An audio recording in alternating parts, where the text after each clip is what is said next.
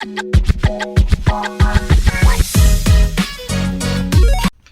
Everyone, welcome back to the channel. मेरा नाम है अंकिता शर्मा। मैं आ गई हूँ एक और नए वीडियो के साथ। आज बात करने वाली हूँ इलेक्ट्रिसिटी डिपार्टमेंट से रिलेटेड जो केसेस आते हैं, जो प्रॉब्लम्स आती हैं, जो कंप्लेंट्स आप लोगों को रहती हैं, उसके अगेंस्ट आप केस कहाँ पे फाइल कर सकते हो, उसके बारे में बात करूँगी। कौन कौन से ऐसे इश्यूज़ हैं जो क्रिएट हो सकते हैं इलेक्ट्रिसिटी को लेकर, और इसके अलावा कौन से ऐसे एक्ट हैं जो डील करते हैं इन प्रॉब्लम्स को लेकर। तो चलिए वीडियो को शुरू करते हैं। सबसे पहले मैं आपको बता दूं कि जो इंडियन इलेक्ट्रिसिटी एक्ट 2003 है, उसके अकॉर्डिंग ऐसे स्पेशल कोर्ट्स बनाए गए हैं। हर जगह पे हर स्टेट जो है वो इस्टेब्लिश करती है स्पेशल कोर्ट्स, जो कि सिर्फ इलेक्ट्रिसिटी से रिलेटेड जो प्रॉब्लम्स आती हैं, जो इश्यूज आते हैं, जो कंप्लेंट्स होती हैं कंज्यूमर को, उनको डील किया जाता है उन स्पेशल कोर्ट्स में। वहाँ पे उनकी सारी प्रोसीडिंग्स चलती है। लेकिन अगर जो पर्सन कंज्यूमर की डेफिनेशन में फिट हो जाते हैं, मतलब जब इलेक्ट्रिसिटी की कंजम्पशन आप अपने पर्सनल यूज़ के लिए करते हो, अपने घर के लिए करते हो, तो उस टाइम पे जब आप बिल पे कर रहे हो तो आप कंज्यूमर की डेफिनेशन में भी फिट होते हो। और आपके पास इसके अलावा इलेक्ट्रिसिटी के जो स्पेशल कोर्ट्स बने हुए हैं, इनके अलावा आपके पास कंज्यूमर कोर्ट में जाने का भी एक ऑप्शन रहता है कि अगर आप चाहो तो आप कंज्यूमर कोर्ट में भी अपना मैटर जो है वो लगा सकते हो। अब पॉइंट है कि क्या सारी इलेक्ट्रिसिटी डिपार्टमेंट से रिलेटेड जो प्रॉब्लम्स आती हैं उनको कंज्यूमर कोर्ट में सुना जा सकता है? तो इसका आंसर है नो।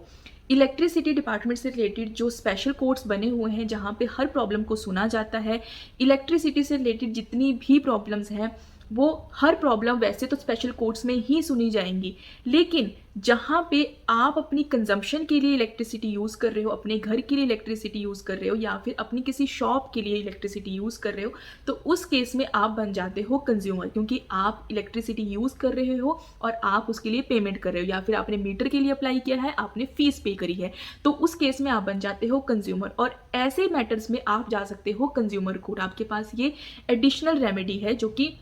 सुप्रीम कोर्ट ने अपनी 7-8 जजमेंट्स में ये क्लियर किया है, क्योंकि 2003 के बाद ये डिबेट बहुत ज़्यादा चल पड़ा कि क्या कंज्यूमर्स कोर्ट में अब जो इलेक्ट्रिसिटी प्रॉब्लम्स हैं उनको नहीं सुना जाएगा, या फिर जो हर कंज्यूमर है, हर प्रॉब्लम इलेक्ट्रिसिटी से रिलेटेड है वो सिर्फ स्पेशल कोर्ट्स में ही जाएगी। तो सुप्रीम कोर्ट ने अपनी 7-8 जजमेंट में इस पॉइंट को क्लियर करते हुए यही कहा कि जो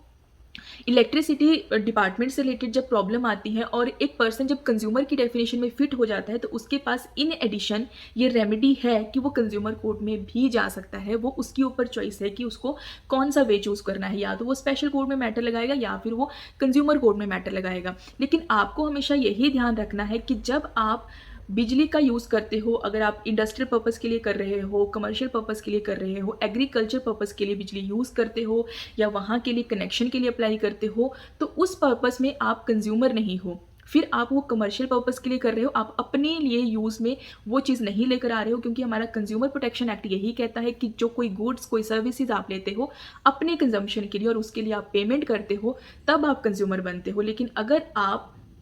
वो इलेक्ट्रिसिटी यूज़ कर रहे हो किसी फैक्ट्री में, जहाँ पे आप उस इलेक्ट्रिसिटी का यूज़ करके और प्रोडक्ट जो है वो बना रहे हो, फिर उनको आगे बेच रहे हो, तो वो आ जाता है कमर्शियल पर्पज़ में। और जब ऐसे किसी मैटर में अगर कोई प्रॉब्लम आती है और ऐसा कोई केस आता है, तो वो सारे मैटर और इलेक्ट्रिसिटी डिपार्टमेंट के अगेंस्ट आता है। प्रॉपर आपको सप्लाई नहीं मिल रही है, आपने प्रॉपर बिल पे किया है और आपने जो है वो मीटर के लिए अप्लाई किया है, फिर भी जो एक स्पेसिफिक टाइम पीरियड रहता है उसमें आपको जो है वो सप्लाई नहीं मिल रही है, तो अगर इंडस्ट्रियल रिलेटेड, कमर्शियल पर्पज से रिलेटेड कोई इलेक्ट्रिसिटी डिपार्टमेंट के अगेंस्ट कोई मैटर है, तो वो जाएगा उन स्पेशल कोर्ट्स में ही। लेकिन जहाँ पे आप यूज़ कर रहे हो, अपने घर के लिए कनेक्शन आप लेना चाहते हो, मीटर के लिए आपने अप्लाई किया है, मीटर उन लोगों ने जो है वो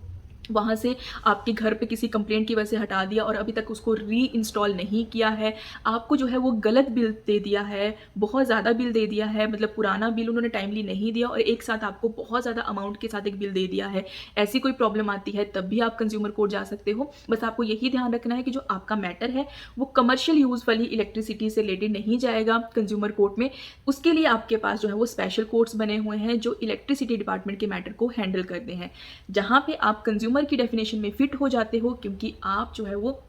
बिजली का यूज़ करते हो और उसके लिए पेमेंट करते हो तो आप कंज्यूमर ही बनते हो। तो ऐसे केसेस में आप जा सकते हो कंज्यूमर कोर्ट में और वहाँ पे अपना केस फाइट कर सकते हो। सुप्रीम कोर्ट ने साफ-साफ अपनी 7-8 जजमेंट्स में इस एक्ट के आने के बाद जब डिबेट शुरू हुई कि क्या कंज्यूमर कोर्ट्स के पास अब ये राइट नहीं है कि वो इलेक्ट्रिसिटी डिपार्टमेंट से जो रिलेटेड केसेस आते हैं उनको डील कर सके, तो सुप्रीम कोर्ट ने अपनी 7-8 जजमेंट्स में इस चीज़ को क्लियर किया कि जहाँ पे एक पर्सन कंज्यूमर की डेफिनेशन में फिट हो जाता है, वहाँ पे कंज्यूमर जो फोरम होती हैं या कंज्यूमर कमीशंस होते हैं, उनके पास ये जुरिस्डिक्शन है कि वो इन मैटर्स को सुन सकती है। और ये जो है वो इन एडिशन जो है वो रेमेडी एक प्रोविज़न एक प्रोवाइड किया गया है। मतलब कि जो स्पेशल कोर्ट्स हैं उनकी आने की वजह से कोई आपके ऊपर ये कंपल्सरी नहीं है कि अगर आप कंज्यूमर हो तो आप अपने मैटर को लेके स्पेशल कोर्ट्स में ही जाओ। आपके पास ये ऑप्शन है कि अगर आप चाहते हो तो आप कंज्यूमर कोर्ट में जाके भी अपना मैटर जो है वो फाइट कर सकते हो। तो जो इंडियन इलेक्ट्रिसिटी एक्ट 2003 है और जो कंज्यूमर प्रोटेक्शन एक्ट है वो दोनों पैरेलल वे में काम करते हैं। मतलब कि दोनों के प्रोविजंस को जो है वो पैरेलली देखा जाता है और उसी हिसाब से जो है वो मैटर को डिसाइड किया जाता है। और कहीं पे अगर कोई प्रोविजन इलेक्ट्रिसिटी एक्ट में मिस है तो वहाँ पे कंज्यूमर प्रोटेक्शन एक्ट का जो प्रोविजंस होते हैं, जो सेक्शंस होते हैं, उनको यूज़ में लाया जाता है।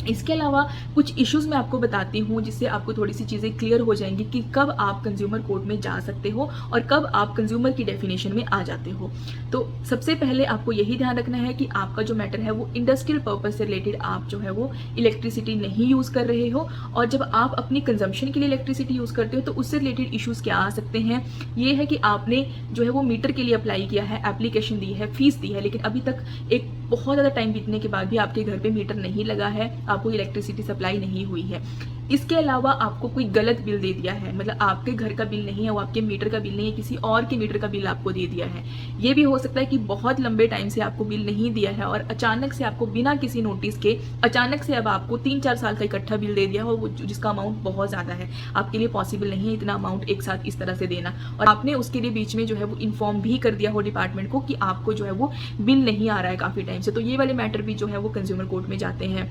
ये भी हो सकता है कि आपकी कंजम्पशन नहीं है उतनी ज़्यादा, लेकिन आपका जो मीटर है वो जंप कर रहा है, आपने बहुत बारी कंप्लेंट कर दी है कि आपका मीटर ढंग से काम नहीं कर रहा है और उस मीटर की रीडिंग जो गलत आ रही है आपको उसी के ऊपर जो है वो बिल दे दिया और वो बिल बहुत ज़्यादा हो, तब भी आप कंप्लेंट फाइल कर सकते हो। इसके अलावा मीटर को जो है वो मीटर ख़राब हो गया है या वो जल गया है, फिर भी आपको जो है वो लगातार बिल दिए जा रहे हैं बिना मीटर की रीडिंग के, क्योंकि मीटर में रीडिंग तो ठीक से आ ही नहीं रही है, फिर भी आपको बिल दिया जा रहा है बिना किसी रीडिंग के। तो इस तरह के जब मैटर आते हैं तब आप कंज्यूमर कोर्ट में अपना केस फाइल कर सकते हो। वहाँ पे प्रोविजंस हैं जो कि डील करते हैं आपके मैटर्स को। तो आई होप आपको वीडियो थोड़ी सी यूजफुल ज़रूर लगी हो, क्योंकि ये इलेक्ट्रिसिटी डिपार्टमेंट से लेकर जो है वो वीडियो थी और ये हर घर की कहानी होती है, हर घर में बिजली यूज़ होती है, तो ऑब्वियसली प्रॉब्लम्स भी आएंगी, इश्यूज़ भी आएंगे। तो ये एक वे है कि आप अपना मैटर जो है वो स्पेशल कोर्ट में भी लगा सकते हो, ये आपके ऊपर डिपेंड करता है। कंज्यूमर कोर्ट में भी जा सकते हो, ये आपके पास एडिशनल रेमेडी है जो कि हमारे लॉ में आप लोगों के लिए प्रोवाइड की गई है। लास्ट में आप लोगों से एक रिक्वेस्ट करनी थी मुझे कि आप लोग जब मुझे अपना कोई ईमेल करते हो या कमेंट करके कुछ पूछते हो, तो मेरी रिक्वेस्ट है कि आप थोड़ा सा वेट कर लिया करें मेरी ईमेल का रिप्लाई का। मैंने अभी तक जितने भी कमेंट्स आए हैं या ईमेल्स आई हैं उनका सबका रिप्लाई किया है, ऐसा नहीं है कि मैंने किसी को आंसर नहीं किया है। तो प्लीज़ थोड़ा सा वेट कर लें, क्योंकि जहाँ मैं रहती हूँ और जहाँ पे आप लोग रह रहे हो, जहाँ से मुझे ईमेल्स आती हैं, हमारा जो टाइम डिफरेंस है वो बहुत है। जिस टाइम आपका दिन होता है मेरी रात होती है, तो हो सकता है कि जब आपने मुझे ईमेल किया मैं उसका रिप्लाई नहीं कर पाई आपको इमीडिएटली, तो आप प्लीज़ वेट करें, क्योंकि जब मैं ईमेल चेक करती हूँ तो मैं आपको रिप्लाई ज़रूर करती हूँ। इसके अलावा जब आप मेरे से कुछ पूछते हो क्वेश्चन, तो मैं ये कोशिश करती हूँ कि आपको आंसर करने से पहले मैं खुद सेटिस्फाई हो जाऊँ कि जो मैं आपको आंसर कर रही हूँ वो सही भी है या मैं कहीं गलत ना बता रही हूँ। तो उसके लिए मुझे थोड़ा सा रीड आउट करनी पड़ती हैं चीज़ें, थोड़ा सा खुद को जो है वो अश्योर करना होता है कि मैं जो आपको बताने वाली हूँ वो सही है, क्योंकि मैं गलत इन्फॉर्मेशन आप लोगों तक नहीं देना चाहती। तो प्लीज़ थोड़ा सा वेट ज़रूर करें, मैं रिप्लाई ज़रूर करती हूँ, बट आपको मुझे वेट करना पड़ेगा, क्योंकि होता क्या है कि मैं चैनल के साथ साथ अपना घर भी संभालती हूँ और मेरा बेबी बहुत छोटा है अभी, तो मुझे सारी चीज़ें हैंडल करनी पड़ती हैं। तो जैसे ही मुझे टाइम मिलता है मैं आप लोगों की जो प्रॉब्लम्स होती हैं उनको भी देखती हूँ और उसके साथ साथ आप लोगों को रिप्लाई भी करती हूँ। तो प्लीज़ पेशेंस रखें, हेल्प मैं सबकी कर रही हूँ, तो आप मुझे प्लीज़ थोड़ा सा टाइम दिया करें, टाइम बाउंडेशन ना करें। उससे क्या होगा कि मैं आप लोगों की हेल्प नहीं कर पाऊँगी अच्छे से, और गलत इन्फॉर्मेशन देने से अच्छा है कि फिर मैं